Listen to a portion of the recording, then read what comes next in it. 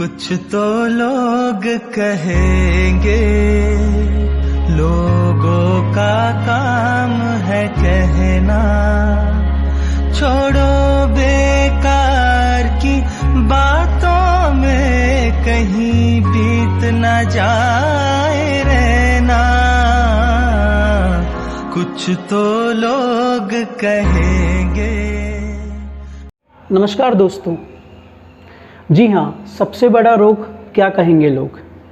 जब बच्चे का जन्म होता है इस दुनिया में, जब वो पहली बार आता है, तभी से शुरुआत होती है इस चीज़ की। कुछ लोग कहते हैं अरे ये तो सांवला है, कुछ लोग कहते हैं अरे इसका तो वज़न कम है, कुछ लोग कहते हैं अरे इसकी तो नाक लंबी है। ये सिलसिला शुरू होता है जन्म से लेकर के, जो कि उसके वृद्धावस्था तक या उसके अंतिम समय तक उसको कहीं ना कहीं सुनना पड़ता है। दोस्तों आओ मैं एक किस्सा सुनाना चाहूँगा आपको। हमारे शर्मा जी की बेटी की शादी थी। शर्मा जी को कुछ रायचंद लोगों ने सलाह दी। यहाँ रायचंद लोगों से अभिप्राय है ऐसे लोग जो बिना मांगे सलाह देते हैं, बिना मांगे ज्ञान देते हैं। कुछ रायचंद लोगों ने शर्मा जी को सलाह दी, अरे शर्मा जी गिरिराज रिसोर्ट कर लो शादी के लिए, बहुत अच्छा रहेगा।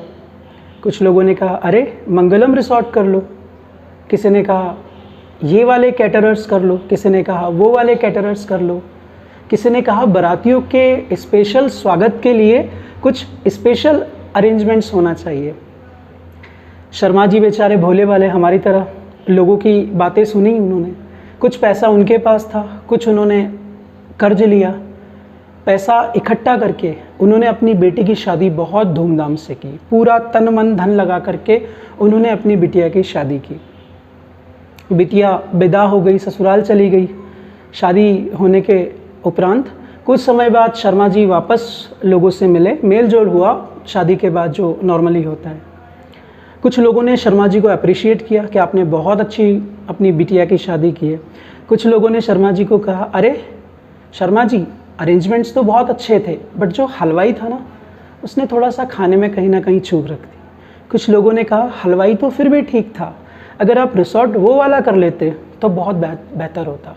कुछ लोगों ने कहा रिसोर्ट तो ठीक था, बट अगर और ज़्यादा अरेंजमेंट्स डेकोरेशन के बेहतरीन होते तो और मज़ा आ जाता। शर्मा जी बेचारे अपने आप को ठगा सा महसूस करने लगे। लाखों रुपए उन्होंने लगाए, अपनी बिटिया की इतनी बेहतरीन शादी की, फिर भी लोगों को मज़ा नहीं आया।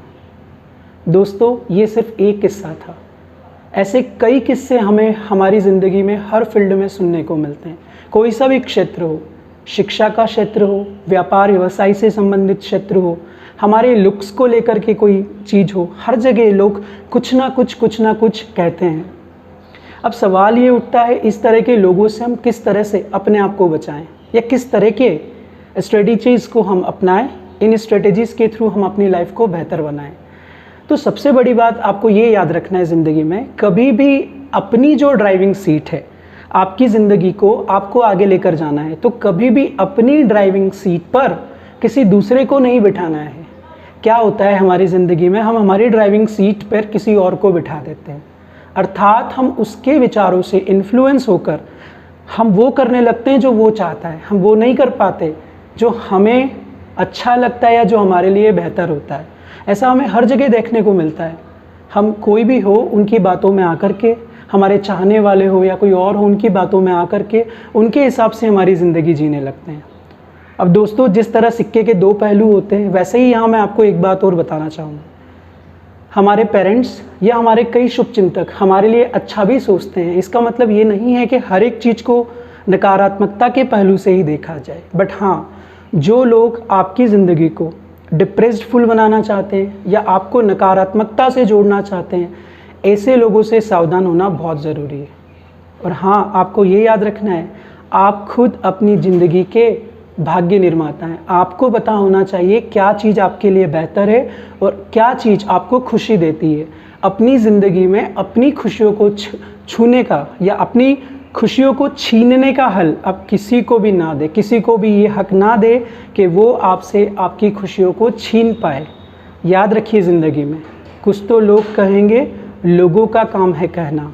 हमें हमारी धुन में मस्त हमेशा रहना। अपने और अपनों का बहुत ख्याल रखें। धन्यवाद।